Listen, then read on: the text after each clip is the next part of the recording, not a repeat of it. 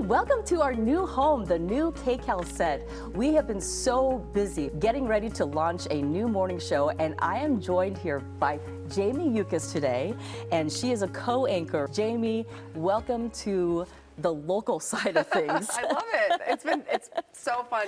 You know, you are a new face for the local morning show side, but a very familiar face to many of our viewers here in Los Angeles already. You've been with CBS for a long time. I have, and I started at the network in New York, and then came out here about 2 years later, and have been here almost 6 years now. I imagine that was a very difficult role. How much of an impact this fleeing industry, You know, I've covered everything from mass shootings, obviously, wildfires, hurricanes, those terrible natural disasters. The number of street signs and utility poles are either bent or in the roadways. I would tell people 75 to 80% of my job was traveling. Tell me about where you grew up. Oh, well, I grew up in Minnesota, which I'm a little stuffy right now, but the accent does come out every once in a while. Oh, yeah, you betcha there. Originally from the frozen tundra, very happy to be in the sunshine.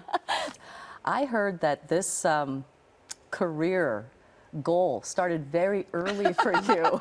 Your journalism goal started very early. Tell me about that. I had a grandfather who was very involved and wanted my brother and me to be up on current events.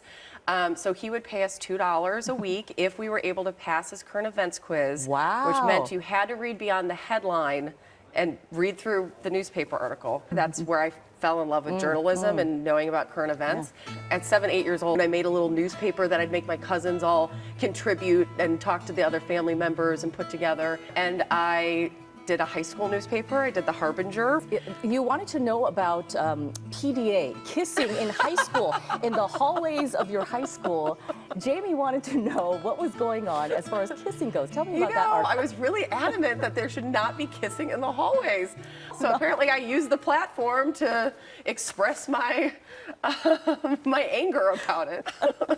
Tell us more about your career and where things took you. I started in Rochester, Minnesota. Okay. And my grandmother lived in Rochester, Minnesota, and my grandfather had just passed away.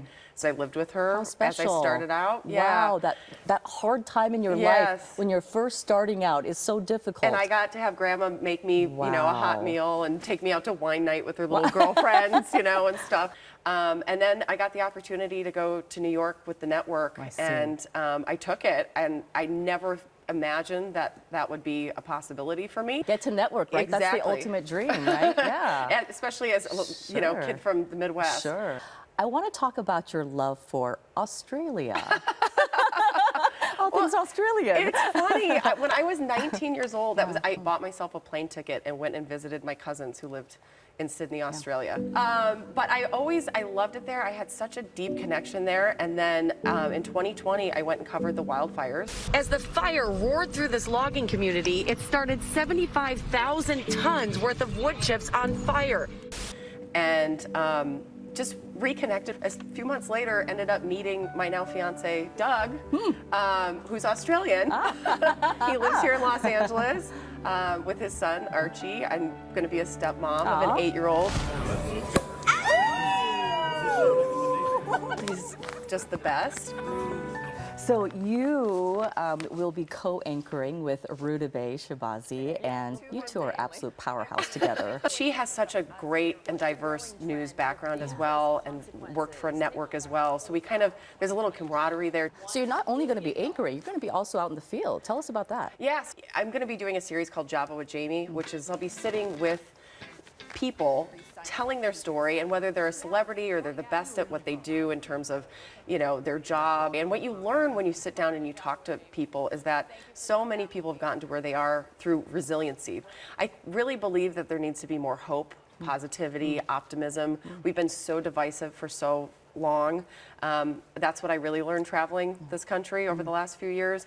And I just hope that we can kind of bring that back around in some of these conversations and realize that even if things get dark or things are hard, you can turn it around. You know, the KCAL brand in Los Angeles, in Southern California, is historic. What do you think about bringing some of that primetime viewership or that love that, you know, Southern Californians have for the KCAL brand to the mornings now for the first time. This is such a historic moment for not only KCAL as a brand, but just CBS as a family. I'm just excited to see how everything transpires and comes together, and so we're ready to go. Yes.